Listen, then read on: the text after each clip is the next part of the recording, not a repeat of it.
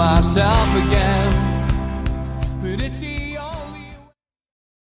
Good evening and welcome along to NUFC Matters. It's me, Steve Wraith, once again, and I'm joined by two special guests tonight. And I want to say, first of all, a massive thank you to these lads for taking part in the Think Before You Tweet documentary that we did before Christmas. It was a campaign that we ran after a bit of social media trolling and animosity on the NUFC timeline. Got a little out of hand. Certainly did for me. Obviously, I had a visit to me street by one of these people, and I just decided to take a little bit of a stand against it. I think it's been welcomed by a lot of the fan base, but some people obviously thought it was a bit hypocritical. Everyone's entitled to their opinion, but I do want to thank, first of all, and welcome to the show, Ian and Ben, who took part in it. Welcome, lads. Good to have you on. Cheers, Steve. Evening. Thanks, Steve. Hello, everybody. Good to have you on. And I've got to be honest, lads, I was really pleased with the documentary and the way that it turned out. And I do want to devote a little bit of this show just to summing it up, drawing a line under it, putting a full stop on it. I want to ask you what your feelings were, because you've had time to reflect, you've had time to watch it. You had balls of steel, in my opinion, to actually come on it, because you came from behind a social media account and you put your head above the parapet, as I say, and you took it on the chin. You both got your points across, and I thought personally, as a social experiment, which is what it was, I think it really, really went well as far as that was concerned. We got a bit of criticism. I think we got a lot of praise, and I personally feel that the NUFC timeline, if anything, it's caused debate and it's got people talking. And I think, in general, it has got a lot of people thinking before the tweet, including me. It has to be said, because I'm not completely blameless on the NUFC timeline. We've all said things on Twitter which we could probably say we're ashamed of, we shouldn't have done. But we've also done things where we've put it out there because we've maybe been a heat of the moment and angry, reacting at a Newcastle performance or a player's performance, and then ultimately we've maybe unwittingly instigated a social media pile-on on a particular player on a night time, and that's part and parcel of it. But look, over to you guys first, and then we can move on and talk Newcastle United. Ian, what's your feelings now when you look back, you look at what you did, you look at what you said, and you look at the reaction? Give us your views first and foremost.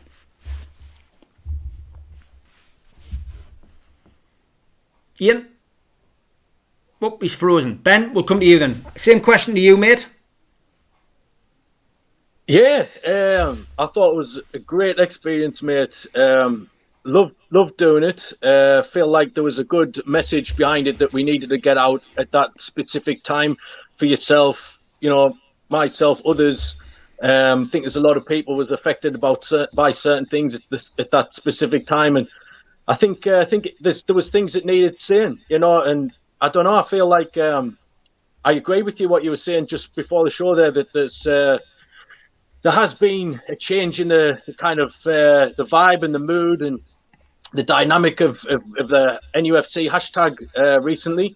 I don't feel it's as hostile between one another. There's obviously certain things will always, probably be there. We might not change that. But I feel like it was an issue that needed highlighting.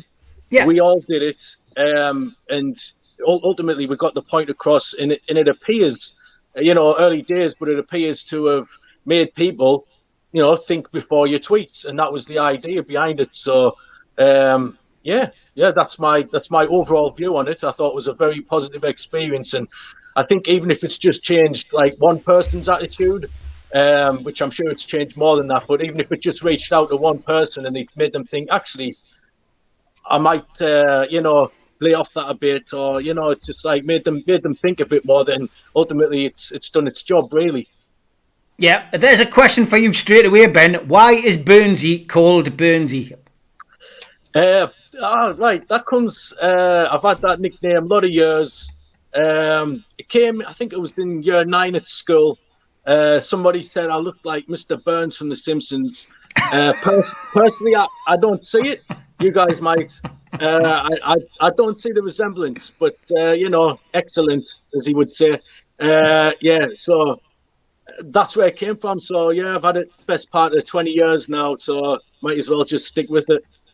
You Yeah. know? Well, yeah, fair enough. Okay, Ian, same question to you that I asked just before you unfortunately froze. Just give us your views, mate, on how you think it went. Have you changed your opinion? Just give us your insight into it and what you think.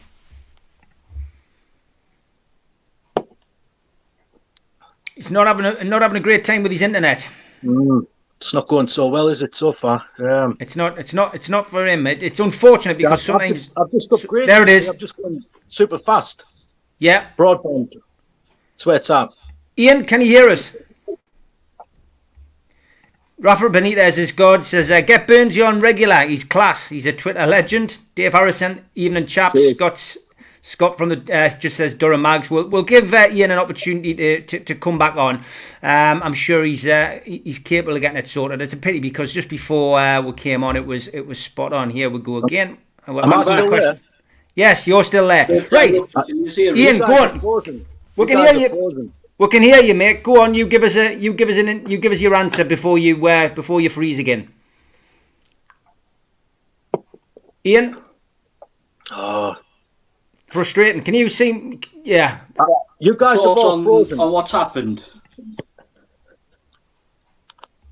Yeah. Go on, Ian. Just answer the question, mate. I haven't really got at the minute, Steve. I haven't really got many clues. Anybody can write something down on a piece of paper and accuse people of anything, and thump the fist on the table, and say this, that, and the other. What I actually had on that day was proof of what had been said, and little bit, I'm still 50-50 with it. Yes, I agree. There's been a lot of positives that's come out of it. I've had some amazing messages which have been fantastic, and I've actually got in touch with a few lads, and we've been texting on a regular basis because of it. What I think actually,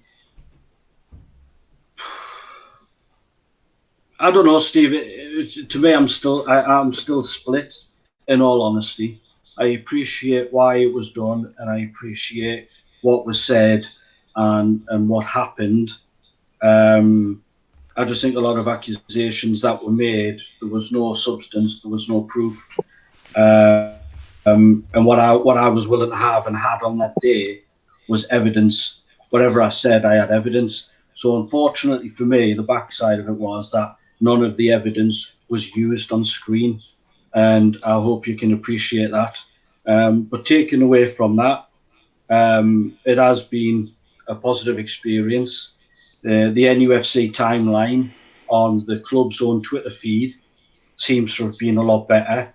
Fans at times seem to be engaging a little bit more better, and people genuinely do use that bit of noggin first before they get overexcited with the thumbs and tweet.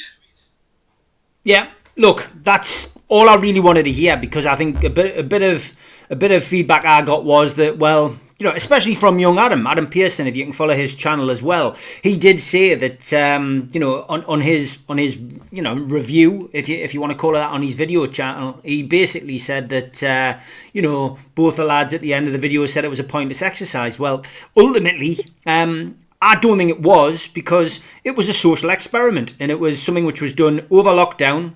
Well, Steve, I don't think either. We lost you there, Ian. We lost you. Neither of us said it was pointless. Yeah, neither I think of us you said just it was pointless. Yeah. Just didn't get anything from it. I think that was what Adam was trying to say on his video, that you felt you didn't get anything from it. It was a bit of a waste of time. I think what you probably meant was it was a waste of time between you guys, maybe, because it had gone too far on Twitter over a sustained period. And I think that, but as an exercise, as far as the documentary was concerned, I agree. I don't think it was a waste of time at all. I think it's definitely helped raise an important issue which needed to be raised. Yeah, I think one of the ironic things that's come out of it is that the select few who would jump on anybody and be negative all the time, and the name calling and things like that, they've actually have engaged that little bit more now. You're still going to get the odd few. I mean, some of the abuse afterwards has been absolutely ridiculous. But as I said on the day, I've got broad shoulders and nothing like that bothers me these days. Nothing at all. I mean, it's ironic that the abuse comes from Ireland and bloody Australia. Water in between where nothing's gonna come to fruition with anything that's said. And I've showed you the photographs, stuff that's been put together and mocked together and stuff like that. That you're never going to change that side of Twitter. Was with regards to basically what everyone was there for, the NUFC side of things, and what we all want from NUFC. It does seem to be in a better place.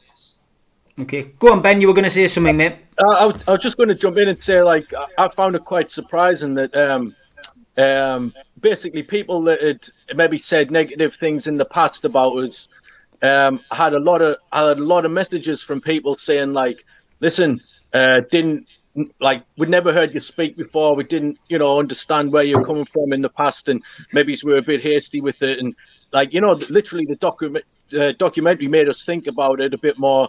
And you seem like a sound lad, and it was good. It was nice feedback. I mean, this was from people that I'd actually fallen out with. People that probably, I don't know whether you would class them as trolls, or they're certainly borderline them kind of accounts. But some of them came out the woodwork and were like, "All right, basically, well done for going on the show. You've changed my opinion of you a bit, and all the best." And I just thought, like, there's a few accounts out there that did that. So, like, cheers for anybody that got in touch like that. And you know what I mean? I'm glad to have changed your opinion. And hopefully, you can maybe change your opinion on others. It's not just about me and Ian.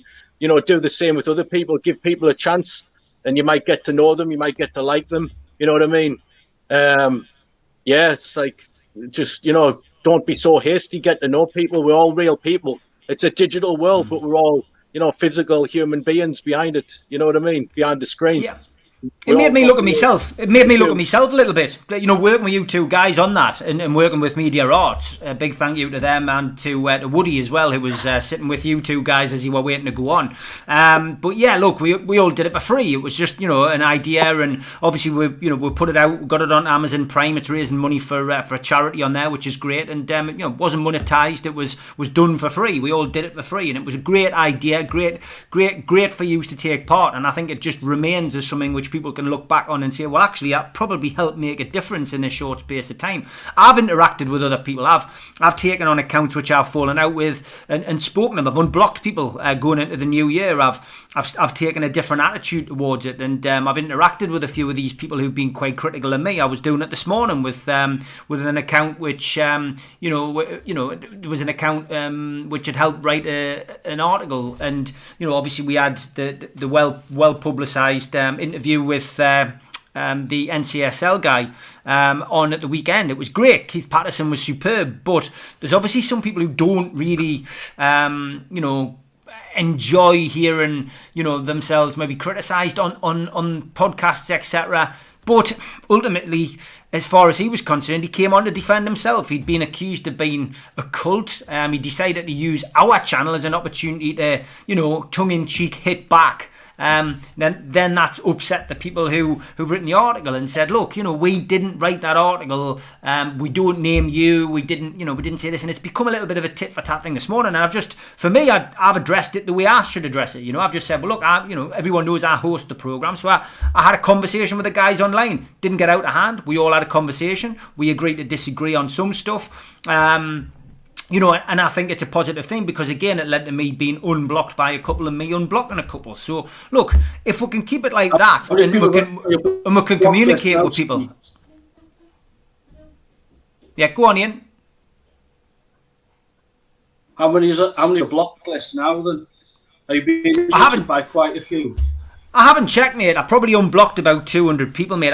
Overall, I've had about 1,200 blocked, but a lot of those people are Sunderland fans because, in the early days on Twitter, I've got to be honest, I would often joke at Sunderland's expense. That was the way that I never attacked my own supporters. I never attacked Newcastle fans. I wasn't doing anything like that. But what I probably would do is have a pop at the Mackham. So no wonder you reap what you sow. If you're going to have a laugh at Sunderland getting beat or them getting relegated relegated or whatever, or win at Sunderland, and you put something out on Twitter, then obviously you're going to get a load of stick from Sunderland fans. But then it becomes a little bit personal, and then you just think, well, actually, I'll just use the block button. So you just block them, and yeah, you can cope with that. They're Sunderland fans. They're not people who I go to the match with. They're not people who I'm likely to bump into in the pub and have a pint, and when they're having a pint. It was banter. But you see, even I've changed on that. I don't use Twitter to do that. Is it because my personal circumstances have changed? Is it because I'm more in the public spotlight? Is it because I know a lot of Sunderland fans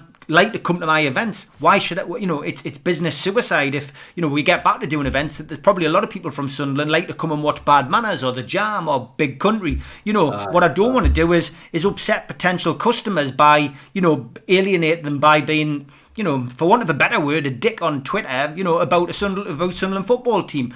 I can have my opinion about them, and like you guys, if we ever get back to going to the Stadium of Light, and we ever play them again, then I'll be the same as you, singing against them for 90 minutes and hoping our lads thrash them. But on social media, yeah, that's how I've learned. I'm not perfect. I look back and when we talk about pylons, I think, yeah, I've probably instigated pylons. Looking back, I've probably said something. Joe Linton, prime example, a couple of years ago.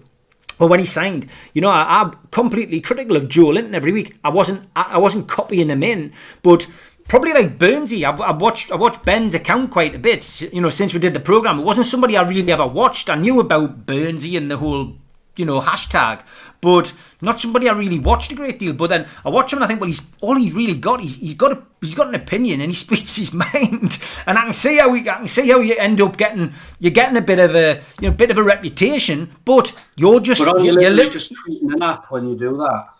Well, he's literally speaking his mind. I mean, with you, Ian, as well. You just, I've watched your timeline, and look, you're both very opinionated guys. It came across on the documentary, and we've all got opinions.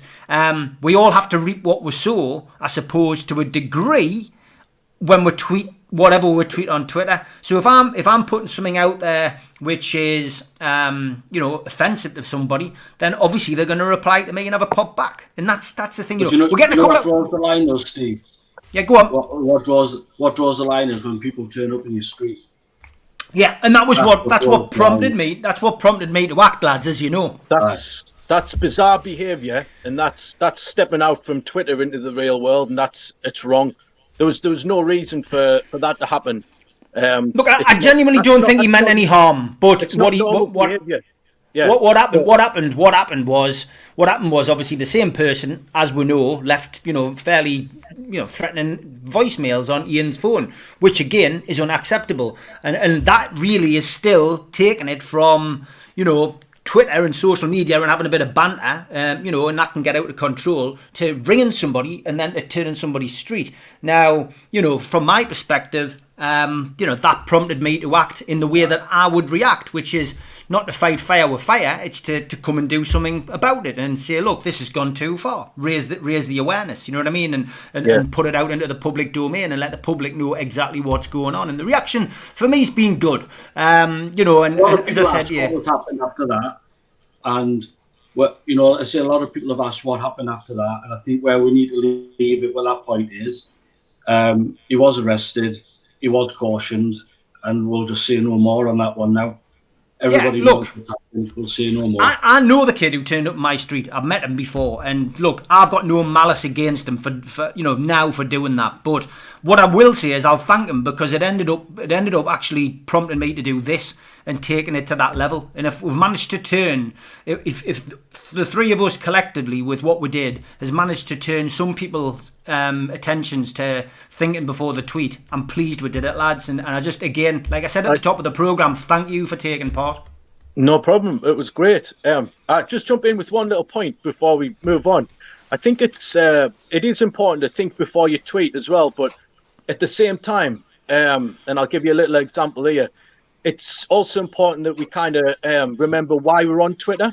Now, I'm on Twitter as a Newcastle United fan to give my opinion and views on Newcastle United, and sometimes they're positive, right, and sometimes they're negative. So a prime example, yesterday morning, I was feeling in a bit of a negative mood. I thought, I've got no fancy for this match tonight.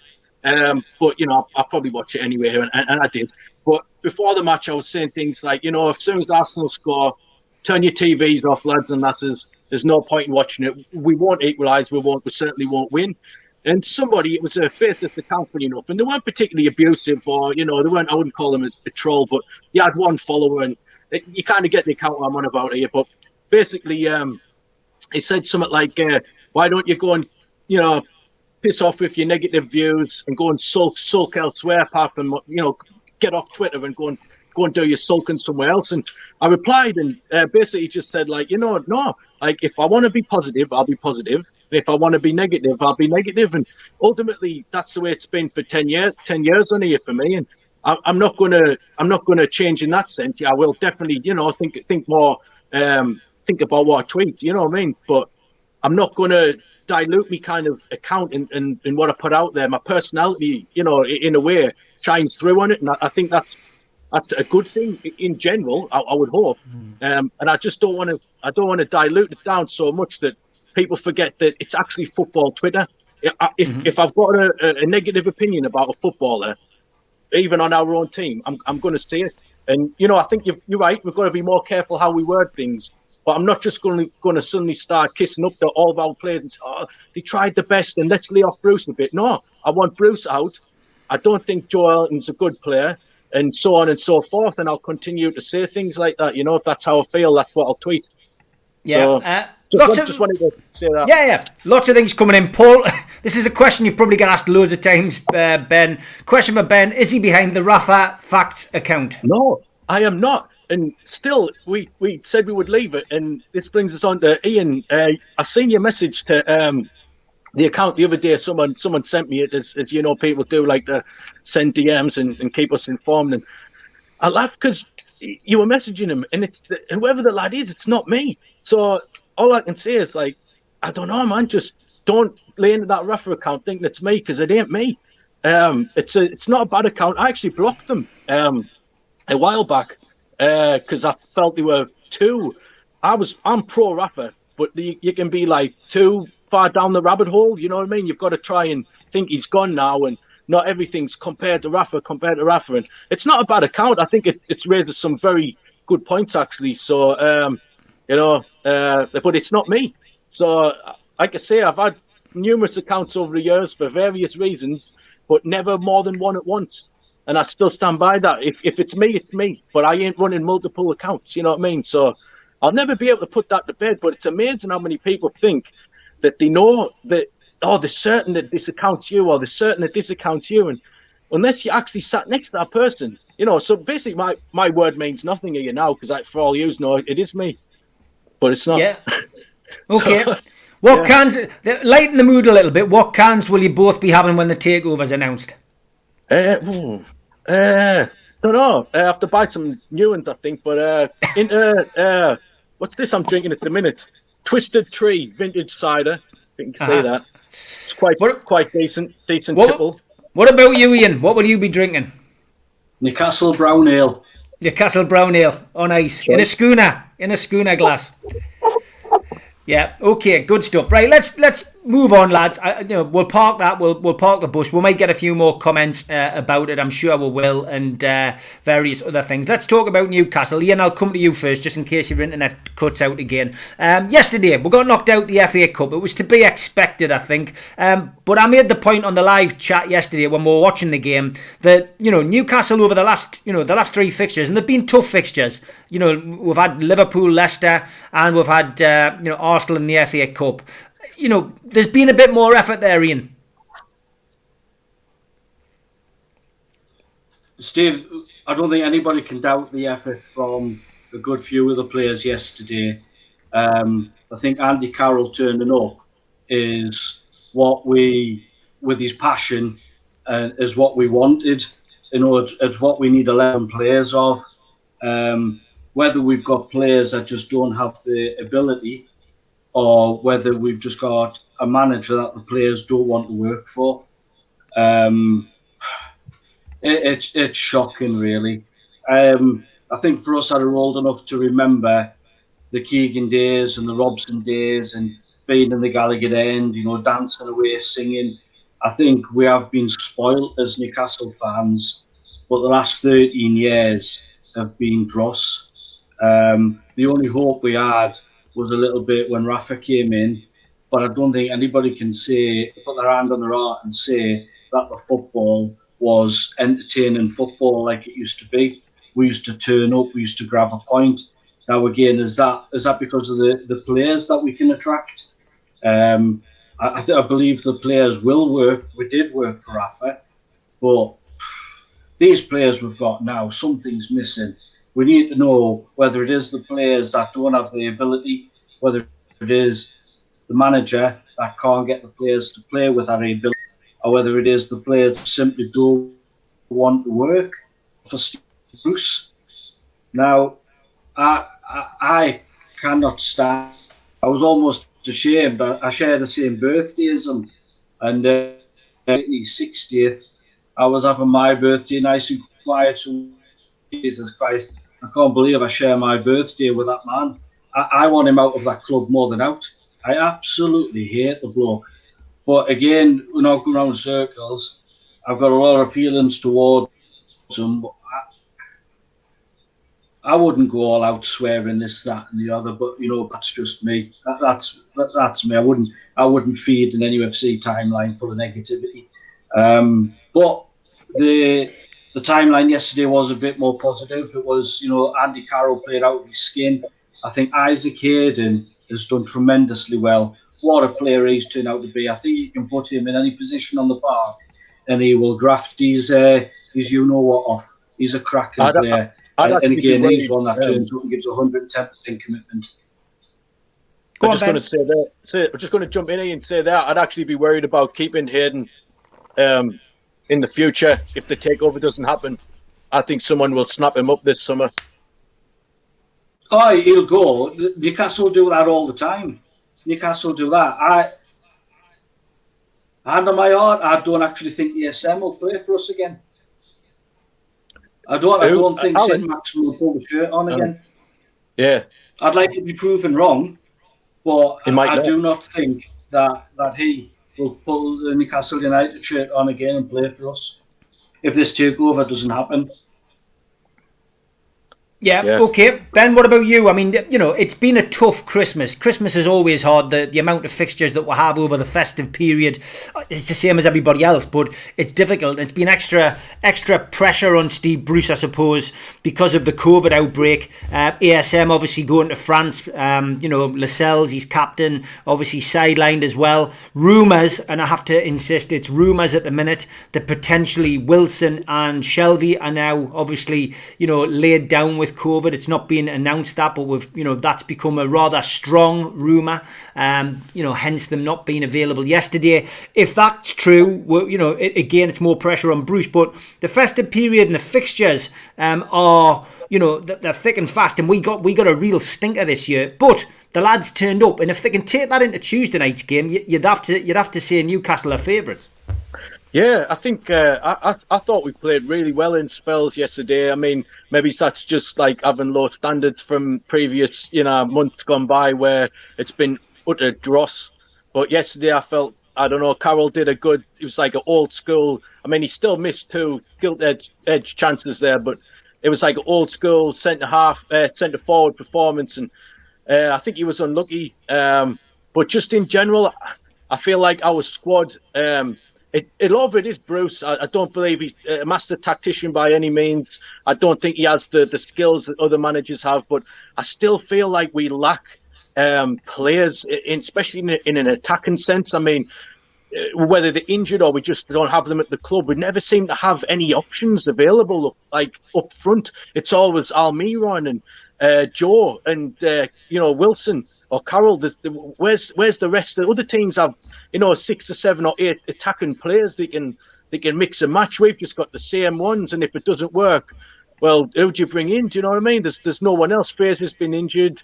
Alan's had illness and other health issues, and it's just like I don't know.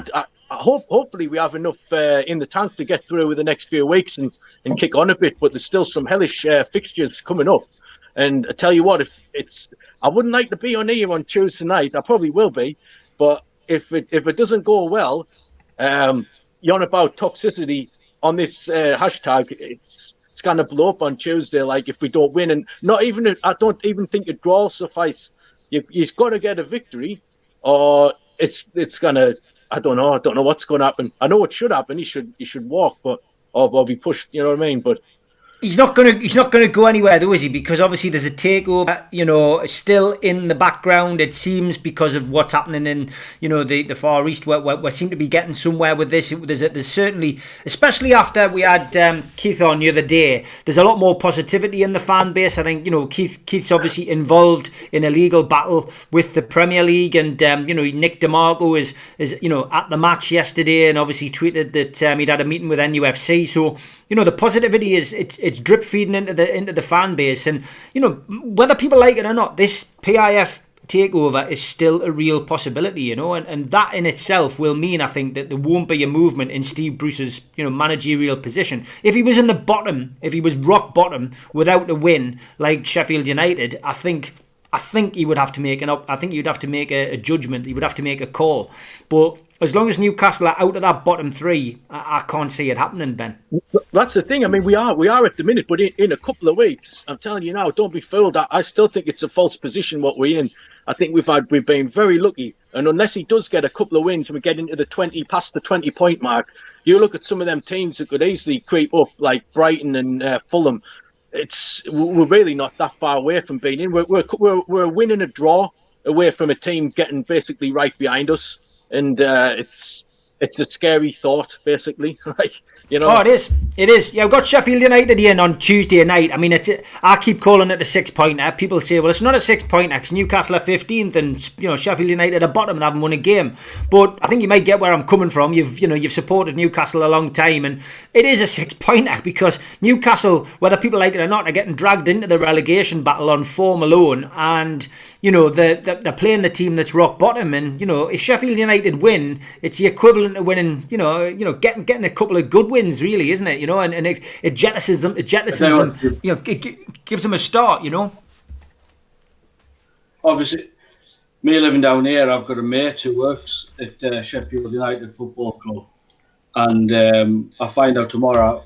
Hopefully, I've got the chance of being in on Tuesday night when we play them at home, and that'll be a surreal experience because I'll have probably lost my voice by the end of that night if I am ever lucky enough to get into the ground and watch one this season. There's a lot of built-up frustration, and as you say, if we lose on Tuesday night, if we get beat by them, that's us pulled right down into the bottom. It's absolutely we're in dire straits if we get to that, and then that's when you'll start seeing the lads' heads will drop. Everybody gets on the backs, confidence. Like Sheffield now, they've had a win at the weekend. They'll be buzzing for it. They'll be buzzing for Tuesday night coming up. It's again, as a Newcastle United fan, we don't want to be winning cups every season. At the minute, we just want a team that's going to turn up and try. Just give us something. When you're a genuine season ticket holder, give you something that you're going to turn up and you're going to enjoy. You're going to enjoy the game. You're going to enjoy turning up. You're going to enjoy the atmosphere. But I think from the club to the fan base, it's rotten at the minute. Everything from the club and the fan base, there's not many positives at all out there at the minute with regards to NUFC. It's a pity, but hopefully things will change with a takeover. Nathan, taking us back to the documentary, I'll ask you first, Ben. Genuine question on the documentary. It sounded like you were both more interested in pointing fingers at each other.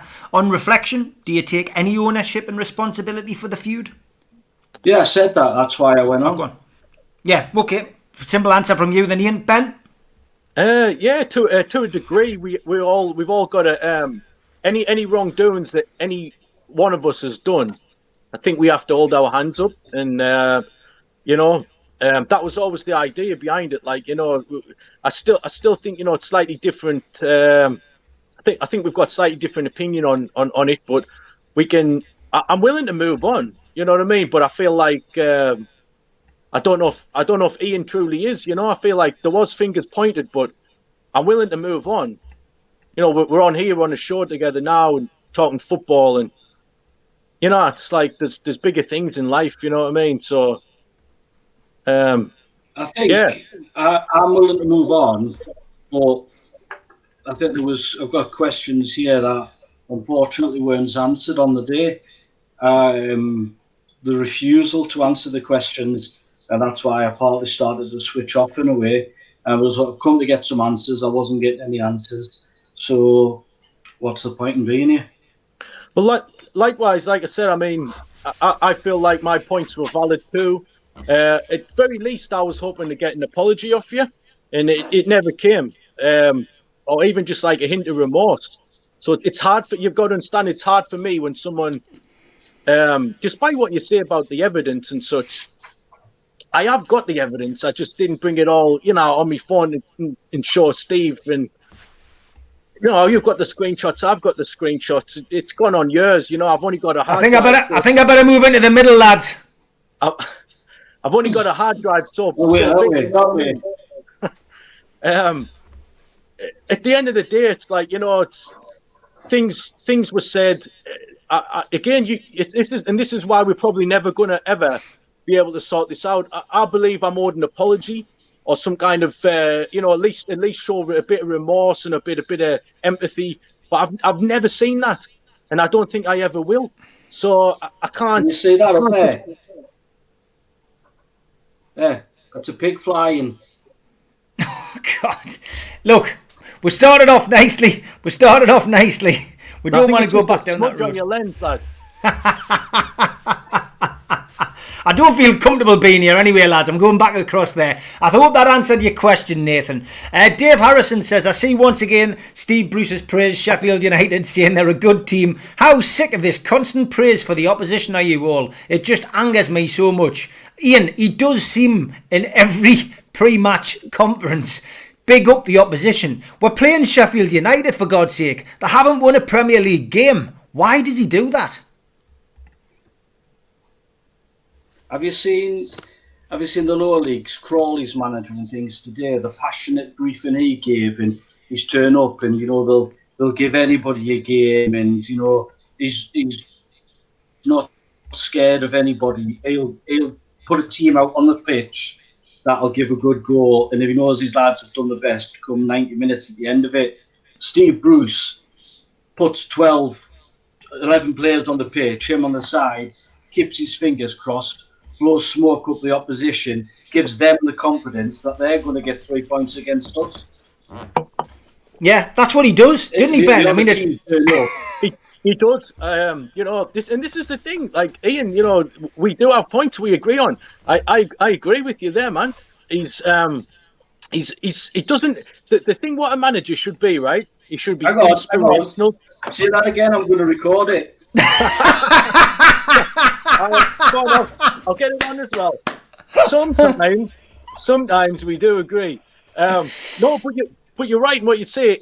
And a manager, right, should be inspirational. All the top managers are. You know, they're good tacticians, but they're also very inspirational characters.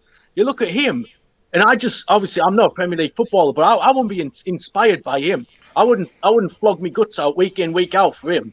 I think he's a decent bloke, but would I go the extra mile for him if it wasn't my hometown club? You know what I mean? If it wasn't me, like the club. If I was looking to play Premier League football, I wouldn't want to even go into the dressing room at half time. That man offers nothing. He offers absolutely nothing. I always laughed at the Alan St. Maximin when he signed the new deal. And it'll still always irk me this. I'll never quite understand it. He said a big reason behind the new kind of improved, you know, contract with improved wages, let's not forget, was Steve Bruce. And he was such a big part. And they genuinely don't seem to have a good relationship. That's just from the outside. I heard there was a bust-up. I heard that from someone who works at the ground. This is obviously before he does generally have COVID, as far as we're all aware, but there was a bust up and there was a bit of a falling out, and he's had a few games where he's kind of come off and he's injured, and then the next game he's back fine and he's playing. And I always laughed at that because if you watch that interview with Alan, he always says, "Oh, Steve is one of the biggest reasons I signed this contract," and I just find that baffling. I'll never be able to understand that why a player could, if it's true, it's obviously it's Alan's opinion. opinion. You know why he signed that contract? Because Mike Ashley is a businessman, and that's why I still believe ASM will not put a shirt on again for us, and I believe he will be sold for maximum profit. And he's probably the only player that we've got that'll drive the ball from midfield into the 18-yard box. Yeah, that's what we're lacking. It's interesting times. Quick one from Jason. What do Ben and Ian make of Nick DeMarco meeting Newcastle officials at the Emirates yesterday? I mean, he's been quite prolific on Twitter. It takes us back to social media, but he's using social media to tweet photos of bread, which of course people have got loads of different opinions on. But yesterday, it was probably the first time he actually said, Newcastle United. I've been here to meet Newcastle United. That's not misleading people. It's not winding people up with bits of bread and brown ale and black and white things. It's a clear message that it's an important meeting. I've seen it. I'm not interested in it. I've not taken anything from it. How many times has this happened to us now? I refuse to allow myself to get drawn into it. To me, I'll believe it when it happens. I'll believe it if we've got a man that's standing on the centre circle holding a Newcastle United scarf and then it's breaking news everywhere. As much as I appreciate that there's possibly something going on in the background, I'm not taking anything from it. I think that's a sensible way to be. I really do. Ben, are you the same? No, I see where Ian's coming from. And to be honest, I probably am the same in the sense I don't want to get too excited over it. But I feel like it was significant in the sense that he's been on this case a long time now. We've seen, he has hinted he's working on the case and different things, but he's never really come out, and I don't think he's ever used NUFC as a kind of phrasing in it. And I found that quite significant. And just, he didn't have to tweet that. He didn't have to tell everybody that he was there. So to me, that's him saying, I'm here. It's a nod for all and like an acknowledgement to all of us that's wanting info. It's basically him saying, he's finally admitted he's there. They're having a meeting. So for any doubters or what stage is it at? Well, we don't know, but it is at some stage because he was there yesterday having a meeting, and it can only be positive news. But I agree, it's sense with Ian what he's saying. It's like we've been here before. We just want the best for our club. We're absolutely sick to death of going round and round and round. And I'll say one thing whilst I'm on the subject. I feel like Twitter, our hashtag in general, would improve tenfold when there is a takeover. I feel like a lot of the time, a lot of this like sniping and different things and trolling comes about because we're shit at the minute. We're absolute garbage, and we've got nothing good to talk about. We're not even winning. We can't even discuss victories at the minute. So at the end of the day, I feel like a lot of this trolling and such and winding people up and snapping at each other when we probably shouldn't be snapping. It's just like imagine if we were signing the best players in the world and we actually did back to discussing players. Oh, we linked with so and so. We linked with these. Look how much we're spending. It's life changing. It changes everything changes the dynamic of all your shows, what you do. It changes the dynamic of what we tweet. Everything just goes up through the roof.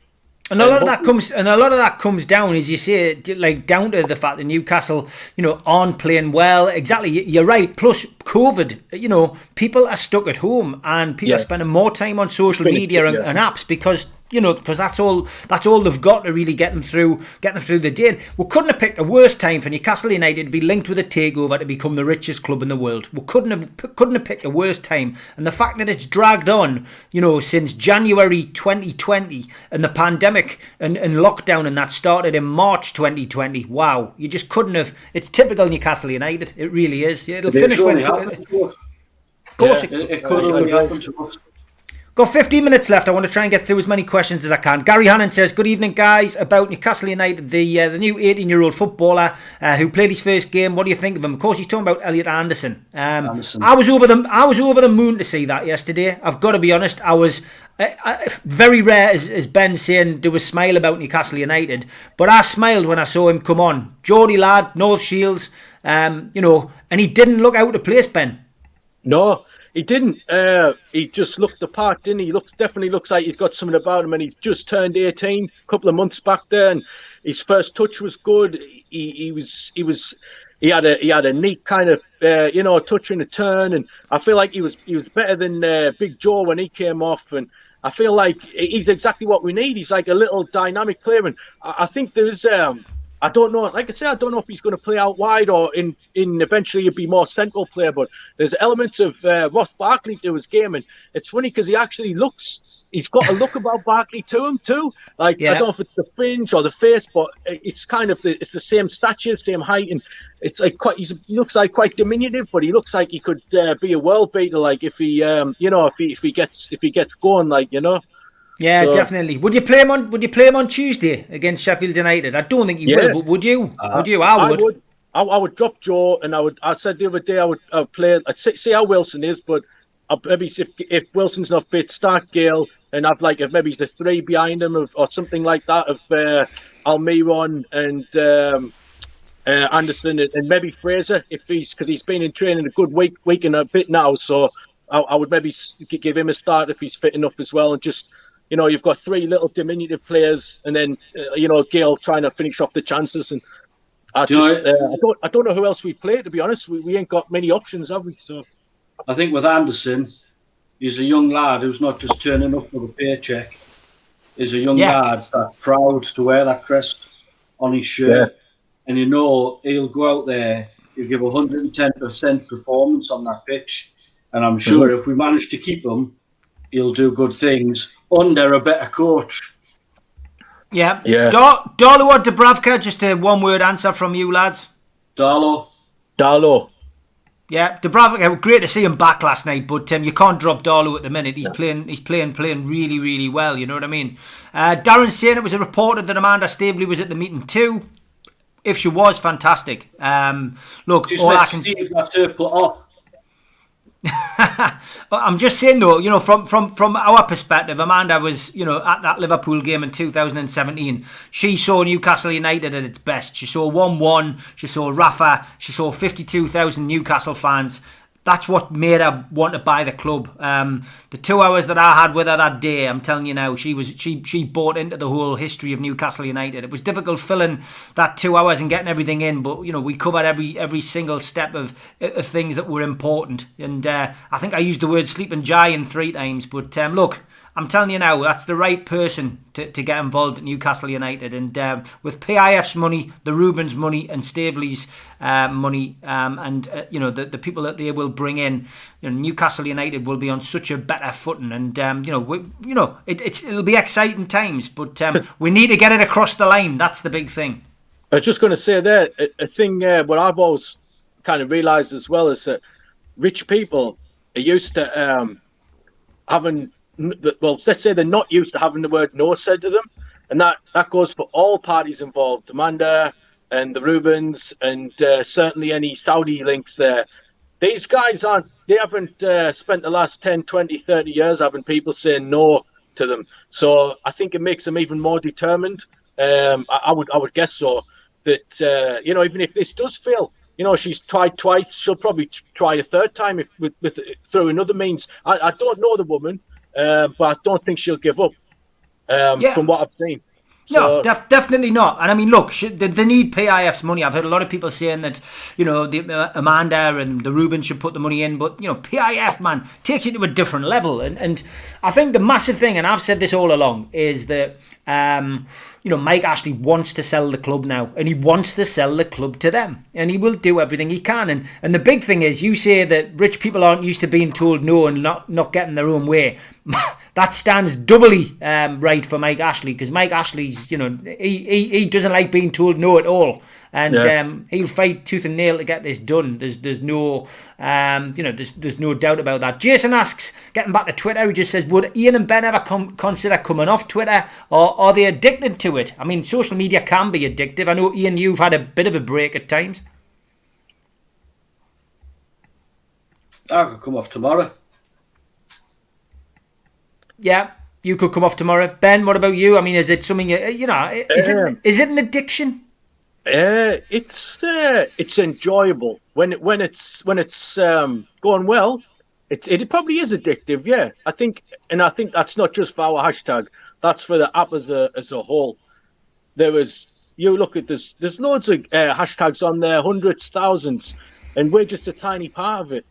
I would say all the users that use it regular are addicted in some sense, but I think what you've got to look at for whatever reason, I've had a few accounts, Ian's had a few accounts. So for whatever reason, when we have been, whether it's we've left of our own accord or whether we've said something and we've overstepped the mark, we have come back, and we're still there now. So that's one thing that we have in common. We clearly both like the platform because we wouldn't keep coming back to it if we didn't. Yeah. Anything more to say on that, Ian? No, I can take it, I can leave it. Me, it really wouldn't bother me at all. Yep. John from QDEC, one of our sponsors, says these two need to get into two of them big sumo suits for a half-time fight.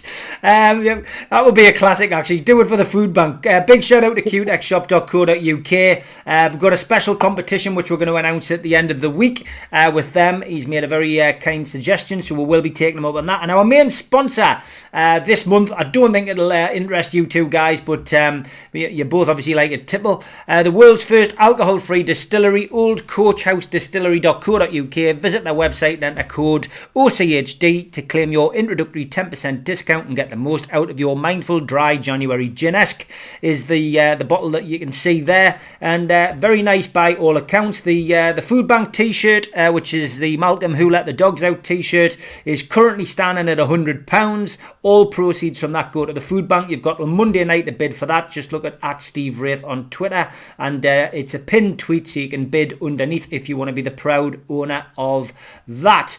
And we've also got a special show next week, and that is going to be with a couple of new committee members from the NUST.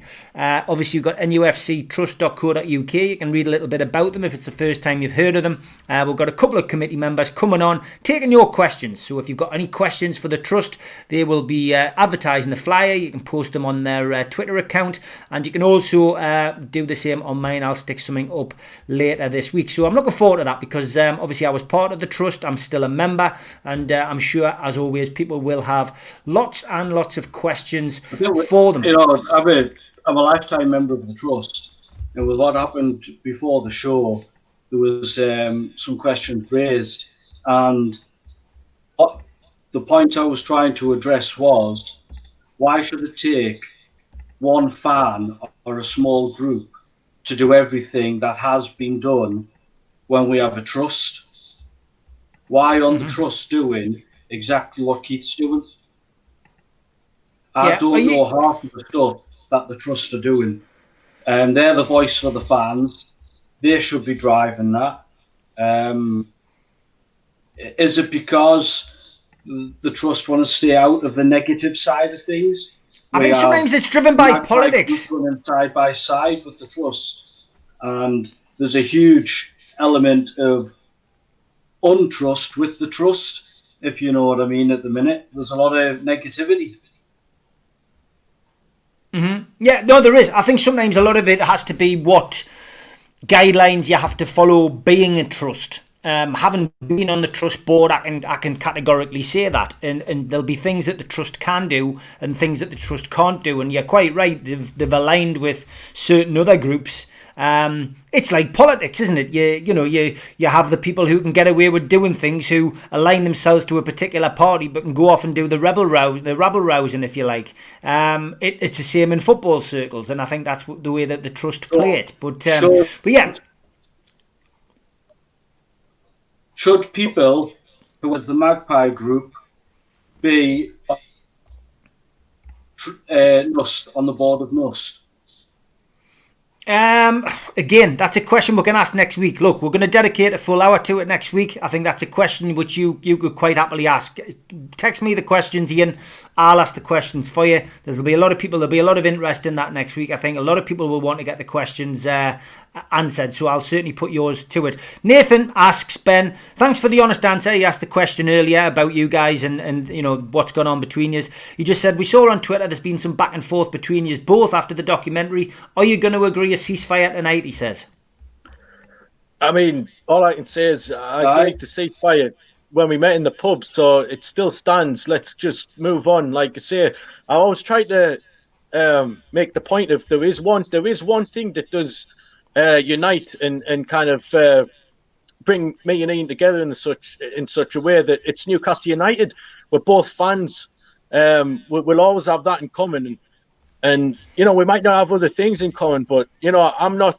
Yeah, you can say my feed. I've not mentioned Ian as far as I'm aware, really, since the documentary aired, and yeah. I just want to get on and you know move on with things, and I'm willing if you are, Ian. You know what I mean? But it takes two to tango, man. We've got to move on, and we've got to put this to bed because.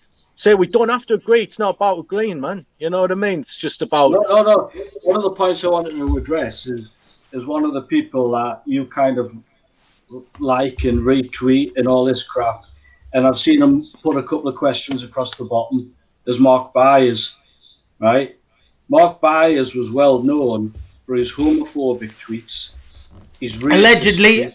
I've got to say that this is your opinion, not my opinion. And this is my opinion, right? He's then put on there that I tweeted photographs of his kids, right? That didn't happen, right? He started it when he tweeted photographs of my daughter and me at a football match. He changed his profile picture to my face. His other one with me and my daughter, and I've sent them to Steve, and he even put a little poem about me on the top of his bio. Mark Byers' bio was all about me, right? So when he's coming up with all this crap across the bottom, he was one of the worst offenders out of anybody.